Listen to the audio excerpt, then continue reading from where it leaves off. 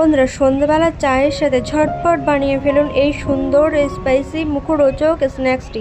একবার বানিয়ে খেলে প্রত্যেক দিন সন্ধ্যাবেলা শুধু এটাই বানাবেন।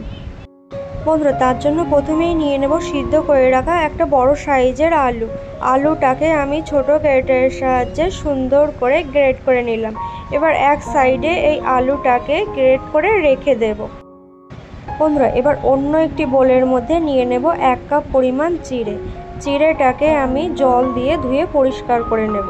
তার জন্য কিছুটা পরিমাণ জল দিয়ে জল পাল্টে 2 থেকে 3 বার ভালোভাবে ধুয়ে পরিষ্কার করে নেব। এবার অল্প কিছুটা জল দিয়ে আমি ঢেকে দিয়ে 5 মিনিটের জন্য রেস্টে রেখে দেব। বন্ধুরা চিড়েটাকে অল্প জল দিয়ে ঢেকে রাখলে চিড়েটা অনেকটাই সফট নরম হয়ে যাবে। এবার যে আলুটা গ্রেট করে রেখেছিলাম সেই গ্রেট করা আলুর মধ্যে দিয়ে দিলাম পরিমাণ মতো লবণ, দিয়ে দিলাম হাফ চামচের মতো ধনে গুঁড়ো, হাফ চামচের মতো লঙ্কার গুঁড়ো। এবার দিয়ে দেব মিডিয়াম সাইজের একটা পেঁয়াজ কুচি, কিছুটা পরিমাণ দিয়ে দেব গাজর কুচি, কিছুটা পরিমাণ দিয়ে দেব ধনেপাতা কুচি। এবার এক সাইডে এটা রেখে দেব। এবার যে চিড়েটা 5 মিনিটের জন্য ঢেকে রেখে দিয়েছিলাম সেটা দেখুন জলটা শুষে নিয়ে চিড়েটা কিন্তু অনেকটাই ফুলে উঠেছে।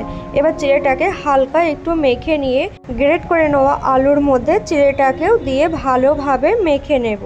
তো বন্ধুরা সিদ্ধ করে রাখা আলু আর চিড়ের সাথে ভালোভাবে মশলা আর সবজিটাকেও মেখে নিয়ে সফট একটি নরম ডোয়ের মতো করে নেব। তো বন্ধুরা ঘরে থাকা কয়েকটি উপকরণেই মাত্র 5 মিনিটে ঝটপট রেডি করে নিতে পারবেন এই সুন্দর স্ন্যাক্সটি।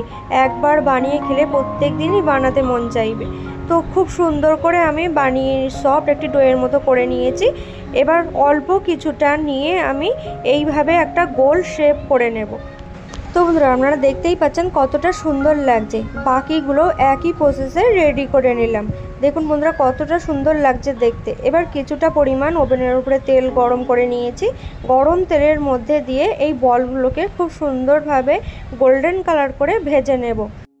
তো বন্ধুরা আমি এই বলগুলো মিডিয়াম ফ্লেমে উল্টে পাল্টে খুব সুন্দর করে ভেজে নেব।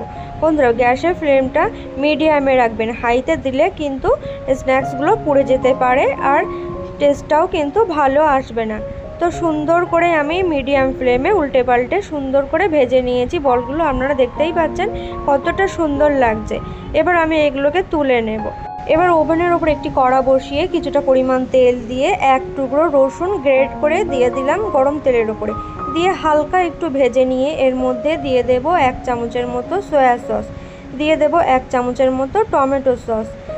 এবার দিয়ে বলগুলোকে ওই সসের মধ্যে দিয়ে ভালোভাবে নেড়েচেড়ে নেব। অবশ্যই এই কাজটি লো ফ্লেমে করতে হবে, না হলে কিন্তু পুড়ে যেতে পারে আর টেস্টটাও কিন্তু খুব ভালো লাগবে না। এবার কিছুটা পরিমাণ ধনেপাতা কুচি দিয়ে আমি নামিয়ে নেব।